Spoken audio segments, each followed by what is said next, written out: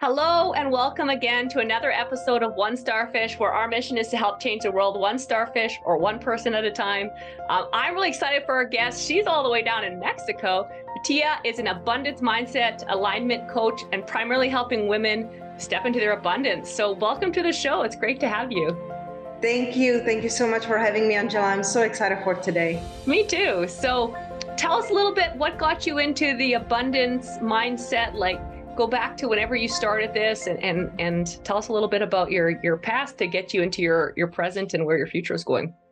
Absolutely. That's such a great question, Angela, because the thing is that so very often people look at us where we are right now, right? And they're like, oh, good for you, right? Like you have a multiple six-figure business, living in tropical location, happily married, working with the clients you truly love, working 2-3 days a week, having, top 2% globally podcast. So all of these things, it's what people can see or find online about me, right? If they're like digging in and they want to see what am I doing?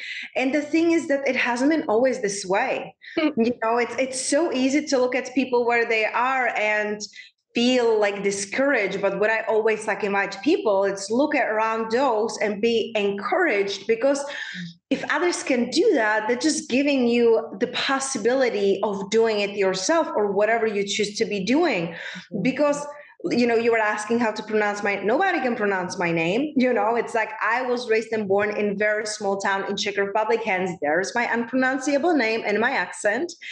And I lived there until I was 20 years old. And I always felt like I didn't belong. I felt like there must be more to life because I was growing up in scarcity. And, when I say scarcity, I don't mean poverty. My stepfather was corrupted cop, so there was no scarcity of money, unfortunately, but it made me think that bad people have money and good people are poor, and just put on the side. So I started to create these beliefs, that about scarcity, about money, about myself, because I was physically and, mentally abused by my stepfather. So I thought I'm unlovable, unworthy, stepped into the toxic relationship. When I was 18, I attempted to suicide, dealing with 2 decades of eating disorder. And this is just like a scratch of the surface, and it's not like you get into a beautiful location, a beautiful marriage, or an amazing business, and it's everything butterfly and rainbows, right? It's a couple months ago, we experienced miscarriage with my husband with twins. We didn't know we had twins. Doctors didn't tell us. We thought we have one baby, went through miscarriage. 1 month later, I miscarried the other baby. So it's not all butterflies and rainbows.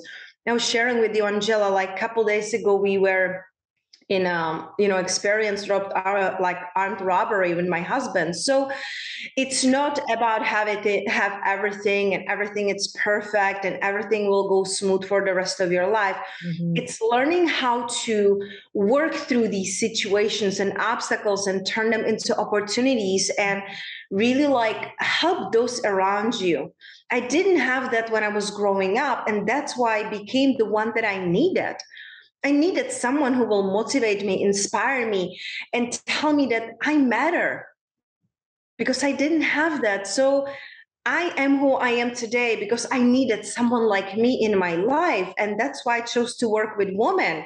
The beginning of my business, I was working with companies, men, women. I'm like, I don't care. I want to save the world. I want to help everyone, right? Right. And then I felt frustrated and exhausted, because when you're trying to help everyone, you help no one.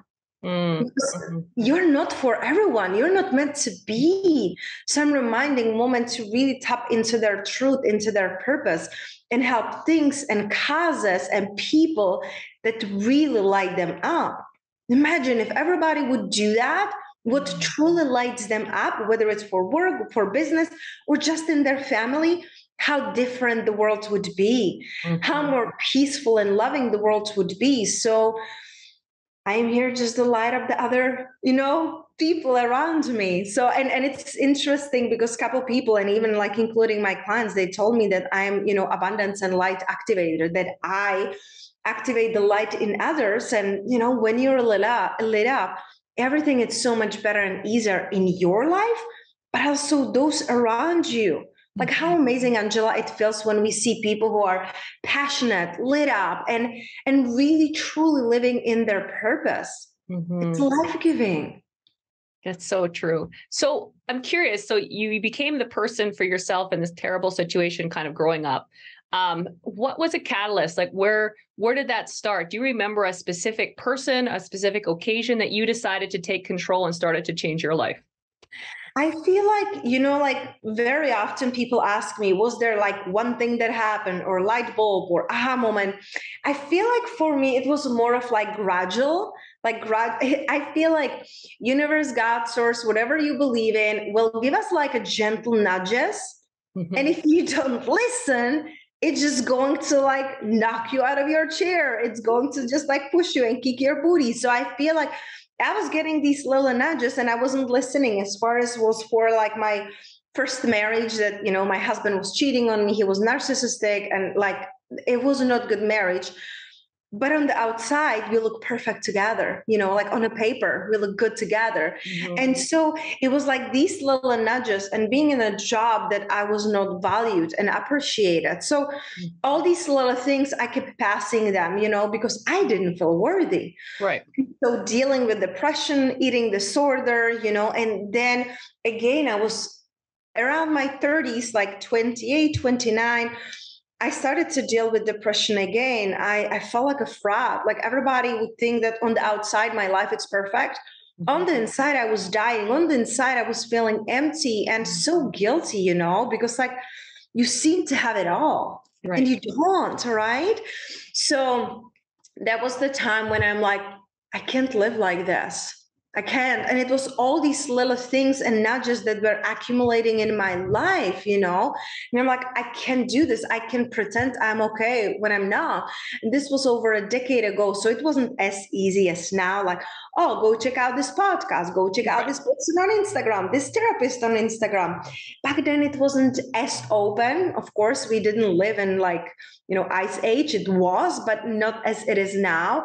So back then I started to like do my research, Google, YouTube, like how to be happy, how to stop suicidal thoughts, how to heal eating disorder. And I knew that something has to change. And I realized that what has to change is me. It's not changing relationship or changing place or job. It's me. Because I realized I'm like, I am the one who is common denominator in all of these things that like feel heavy to me. So it was like another slap in the face. But thank goodness I found Louise Hay and her like publishing company, Hay House, and through that, I started to like literally brainwash myself, listening to Louise Hay, listening to Dr. Joe Dispenza, Dr. Wayne Dyer, Gabby Bernstein, Tony Robbins, Les Brown, all of these people and so many more. And like starting to like listen to meditations and affirmations. And back then I didn't even like think it worked, but I'm like, I gotta do something different. And if they're saying it worked for them, why not for me? So back then they gave me the hope and I needed that. They gave me the motivation. I feel like when we are in a really dark place, and it doesn't matter if you're in like unhappy with your body, your health, your relationship, your boss, whatever it is, your finances, you truly like get to like find that motivation, something that really clicks with you. And that was my journey. I found the motivation. And when I was like motivated and I was like, okay, I can get out of this and I don't have to feel like this, when it starts like clicking, then I started to look for inspiration. What are other women doing? How are other women healing? And I found like podcast of Lori Harder, Earn Your Happy. And I listened to that. And the first episode that I was listening, I was like, I think I was like waxing in my hands in my like bathroom, and I'm sitting on the floor and I'm waxing and I'm listening to the podcast. I started crying so hard. Like I resonated so much with her story, and I'm sitting there on the bathroom floor crying. I'm like, oh my God, like if she can do this, I have to do this. I have to share my story. So 4.5 years ago, I started my podcast and I went to her live event. I'm like, oh my God, this is life changing. I have to do this. 2019, no idea what am I doing. And this is something that I do. Like, I just jump into the things. When something really lights me up, I do have a belief that I will be supported in how to do it. Like I'll figure it out, right? Like Marie Forleo, she said everything is figure outable, right? So that's the attitude that I adopted and started my podcast, did my live event Meant for More in 2019 in Las Vegas with almost 100 women. 2019, I also hosted my first international retreat in Bali, never made it in Bali, never hosted a retreat, wanted to see Bali. So my husband's like, well, why don't we go there and host a retreat? I'm like, okay. So just jumping before I was ready. And when I found that inspiration and started to do these things, like suddenly I started to feel like I do matter. Like what I have to say matters, because you never know. Like women started to message me, email me, message me on Instagram, like telling me how it really impacted them and how they felt alone and how they felt ashamed and all these things. I was like, wow, there are actually people listening to this, like huge imposter syndrome, like who would care, who would ever listen, right? Now we are seeing around 400,000, downloads on my podcast. I was like, yeah, there are actually people all around the world. They're getting inspired, maybe motivated. So then I step into the third stage of like my life on the impact. So first I needed to be motivated, then inspired, like, what the heck am I here to do, right? And then the last piece, it's the impact. How can I impact other people? How can I awaken more women into their truth? And so I know it's like extreme, but if I die today, Angela, which I'm not planning to, but again, you literally never know. No. You never know. Like my husband had a gun 2 days ago to his head. Like that's something that I'm still clearing out of my mind. And so we never know. But if I die today, I'm fine. I know I created legacy. I know I impacted change and saved lives. You have to ask yourself the same thing. If nothing ever changes in my life, am I okay? Because if not, what are you waiting for? There will be always more to do, more people to please, more things to create. But what about you? What do you want? And if you don't know clearly what you want, well, create a list of things what you don't want, because then you might want as well the opposite. For us and our mindset and our brain, we're always looking for what's wrong. We were wired this way because we're looking for the danger so we can survive. If you don't know what you want, well, create a list of what you don't want. So good. I love that. And so as you went into some of these journeys, how did you find the support around you? Because that's something, people always talk about. I think a lot of times people are scared to do, they feel the calling, like you said, the boot or whatever, but they're scared to do it because it's so out of the norm of whatever society tells them they should do with their family or their friends or whatever is around them. Did you go through a lot of that? And how did you kind of work through that? It's really fascinating because, and this is just very recent, Angela, I realized just very recently that I always felt there was something wrong with me because I'm different. And then I realized we attended one event with my husband and everybody, there was a beautiful white beach, clothed party and really luxurious destination in Puerto Rico. And I was there walking on the beach and the sun just set, the most beautiful sunset I ever seen. The stars were coming up and I was there and there was a loud music and people drinking alcohol. And, I haven't drank alcohol for over 3 years now, but that moment I realized I don't have to join them. I don't have to go there just so I feel like I belong. I didn't come here to be like everybody else. I feel different because I came here to be different. And once you realize that, your life will change because you will stop trying to please others, stop trying to be like others. You didn't come here to be like others. Otherwise, you would be the other, right? We need you and your uniqueness. So once you realize it, that a mantra that I created that I, give my clients, it's I'm perfectly made for my purpose. The moment that you realize that you're perfect the way you are, the way you look, the way you speak, the way you see the world, it's needed because we need you and your unique perspective. I'm not for everyone because I care so deeply and so much about my clients that I cannot serve everyone. So we get to be really selective of who we invest our time into. And, to find the support, like I just really started to like tap into my intuition and trusting it, like that voice that it's like, oh, why don't you do this? Why don't you try that? Why don't you talk to this person? And when I was still in my corporate, it was very toxic environment. There was a lot of gossip and talking behind each other back. And I didn't want to be part of it. So I started to listen to podcasts, and headset on all day long, unless I'm on call with clients. But back then it was amazing because I was looking for motivational podcasts, personal development podcasts, and I found my first ever life coach, Rob Dial. And now he's called, I think, Mindset Mentor. But back then I'm like, he gave me what I needed, somebody to listen and slap me when I'm complaining about things that I can change, and stop complaining and blaming and take control. So for me, I truly feel like having that one-on-one mentorship, it's life-changing, truly, because I had someone who I can feel safe, confine, and see things differently, change perspective, get motivated, get kicked in the booty when I needed it. So that's where my really journey like really started, like openly, not only me, like like listening podcasts, reading books, doing online courses, all of that is great, like a stepping stone.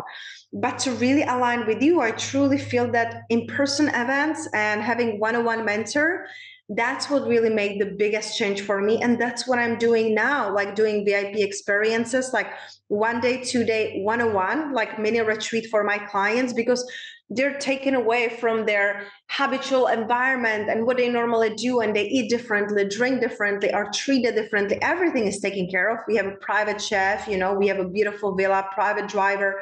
So they don't have to think about anything, and they can be finally fully present to themselves, to their life, to their family, to their business, if they have one or want to build one.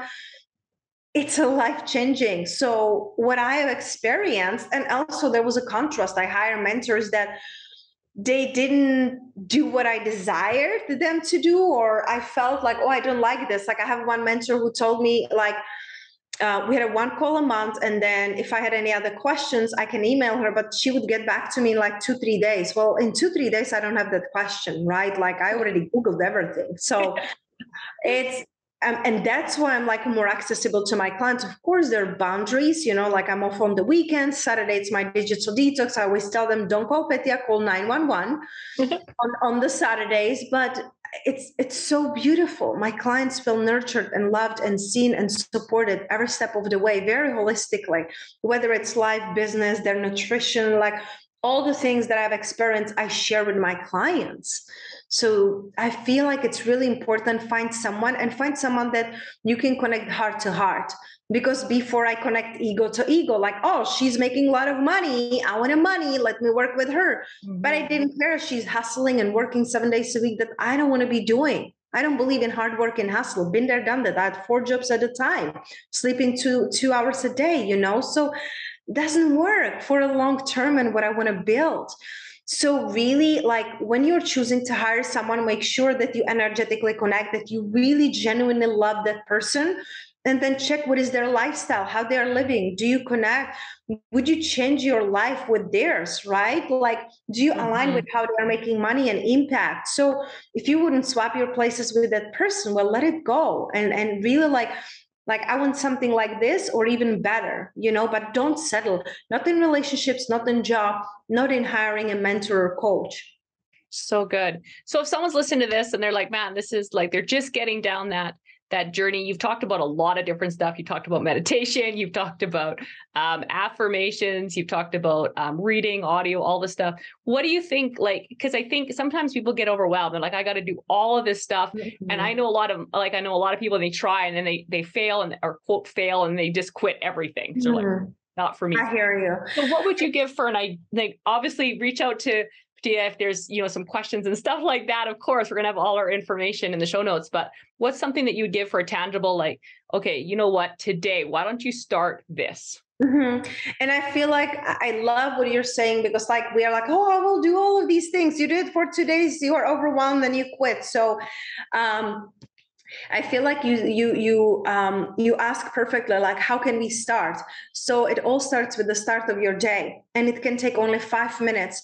Treat yourself like the queen or king that you truly are. Like, how do you want to be treated? Because the way you treat yourself, you're teaching the world and the people around you how you want to be treated. So in the morning, like, when you wake up, you can just put one hand on your heart, one hand on your belly. And listen, this exercise can take 2 minutes, even if you have a screaming kids outside of your door, right? Okay. You can put a headset if they're screaming, but unless something is going on, but you can tell if something is going on or not. But put one hand on your heart, one hand on your belly, and really connect with your body. Really feel your body, because what we normally do, we jump out of the bed, grab the phone, and start taking care of others without taking care of ourselves. Put one hand on your belly, one hand on your heart, close your eyes and just connect with your breath and connect with your gratitude. Gratitude for having a bed, gratitude for being able to walk, gratitude for, even if you cannot walk, like, you can breathe, you're still here, you have support, you're listening to this in some kind of device, right? So really connect with the gratitude. What is something that you're grateful for? And then what is something that you're excited for? Because if we don't have that in the beginning of the day, we so very often tap into, like, I have to do this, and we get overwhelmed, and we're like, oh, like, we are tired before we even get out of the bed, right? Yeah. You get to ask yourself, what am I excited for today? And it can be just like making your favorite beverage drink in the morning, or taking a shower, going for a walk with your dog, or kiss your kids, or call your best friend, or see a movie after a long day. Like, one thing you're really excited for. And then the last not least, what is the one thing you will do for yourself before you tempt everyone else? Make a commitment and promise to yourself, what is that you're going to do for yourself? Are you going to take a long bath? Are you going to turn your phone at 7 p.m. and don't let anyone to bother you? Are you going to read your favorite book, get a massage, light up a candle, and just like journal? Like, one thing that you want to do for yourself. And again, it can be just making yourself cacao or your favorite smoothie, something that you like, that it's just for you, no one else, just you. So imagine you wake up in the morning. This exercise, again, can take you 2 minutes, but it will set you up for the day. Your energy, your mindset, everything is shifted, because you have something to look forward to, and you see yourself as valuable, and you have an open heart because you open up with gratitude. So anyone can do this. And if you do this in the morning, even if you just commit for 7 days, you will feel so different after 7 days daily doing this, that you will be hooked and you will want to do it. And again, it's so easy. You can do it before bed. You can do it, like a recap at the night. Like, what am I grateful for that happened today? What was exciting today? What did I do for myself today? If you didn't do anything, what can you do now? Maybe can you play your favorite song, or give just massage to your hands, right? So you are the most important thing in your life. Remember that. Wow, that's so good. I'm so excited to try this, to do it. It's, I could just see, I can feel how it definitely, and I do some of that stuff, but I love how simple you've made it for anyone. Anyone can do it. Like you said, a lot of screaming kids. I have a lot of parents that I know, and that's a big thing. Well, where do I have time for me? And so, like, they've got 2 minutes, they can do that. They can do it in the bathroom if they have to, shut the door. Like, okay. The shower loud, yes. Exactly. Yeah. Have a shower, whatever. Yeah. I just love that. That's so tangible. And so I know that'll be so helpful for our listeners. So really appreciate that. Also wanted to touch on, so like you said, everything's not perfect now. You had a miscarriage, which I that's really tough. And so you had an armed robbery, and that's not, the everyday norm for a lot of our listeners, but that doesn't sound like fun at all. Even at this stage, now a lot of tools, how did you get yourself through I'm going to say the miscarriage, because a lot of people actually do go through that. And how did you get yourself through that? And did you allow yourself some downtime to just grieve and to go through that? If you don't mind me, digging in a little bit there, how did you get through that?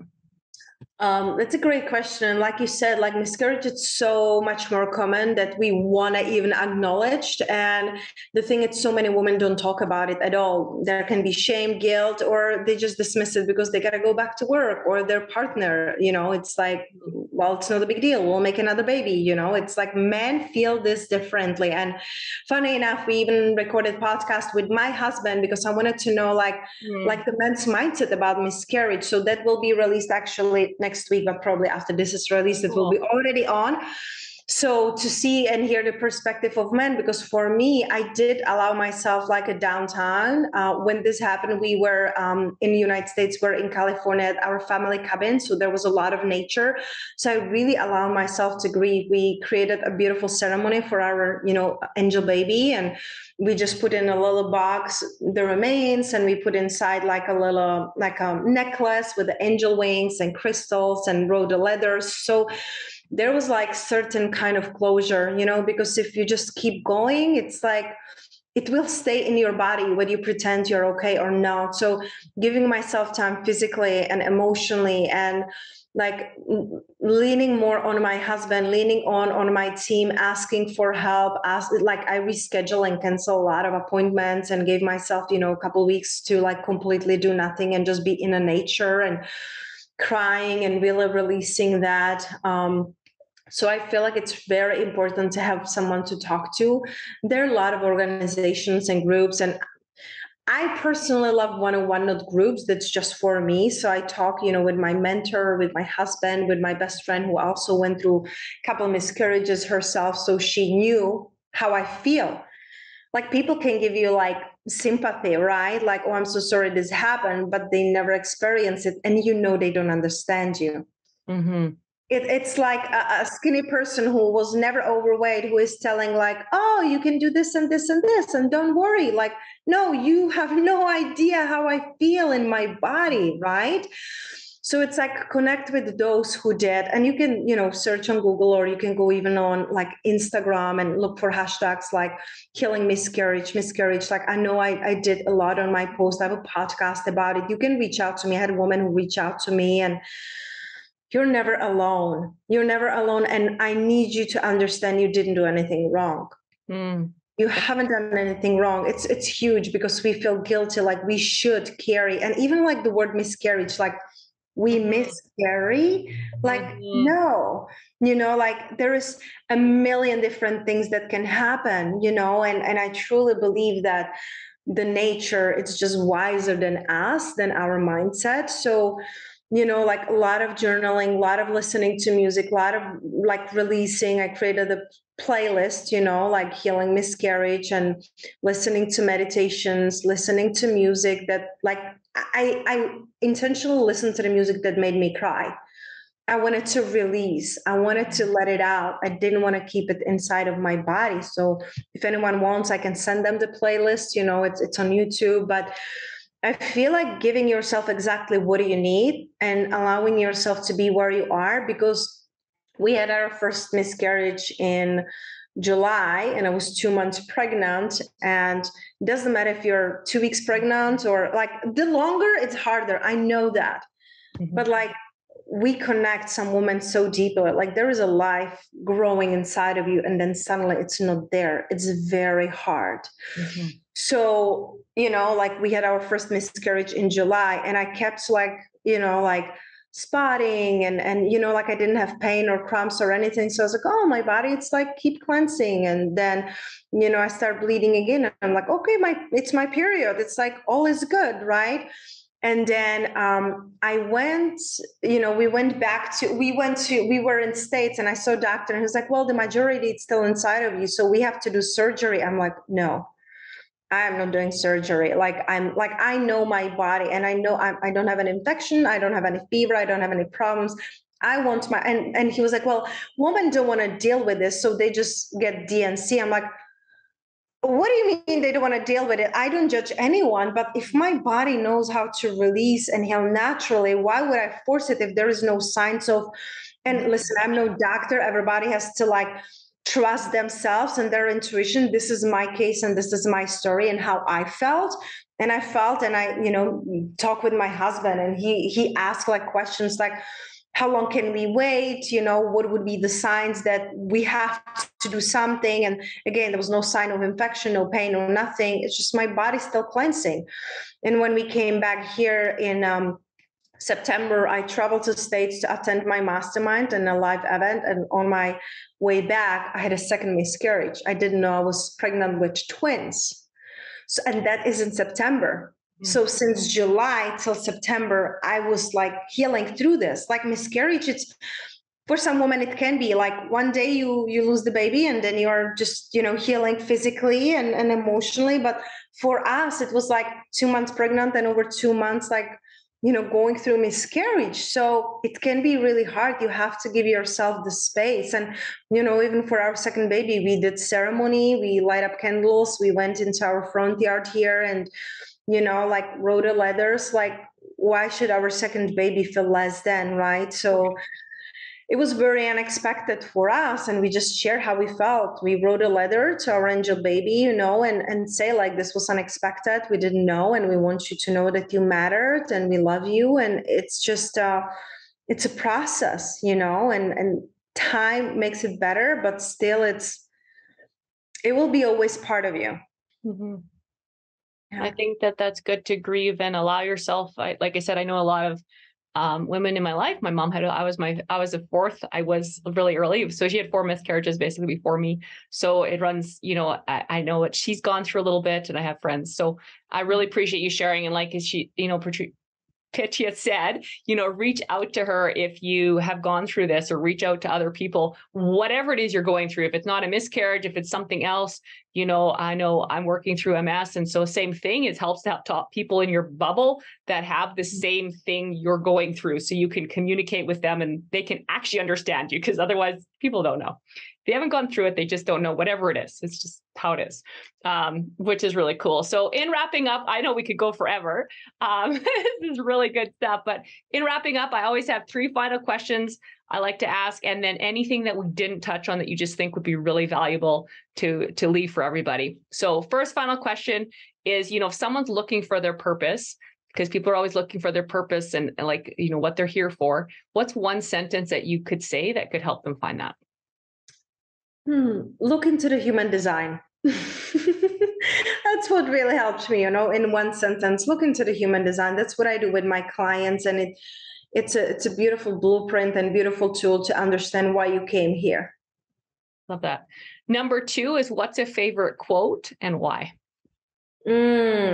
From Dr. Wayne Dyer, when you change the way you look at things, the things you look at change. And it really helped me tremendously when I was, going through my corporate job and was feeling like overwhelmed and like I don't belong.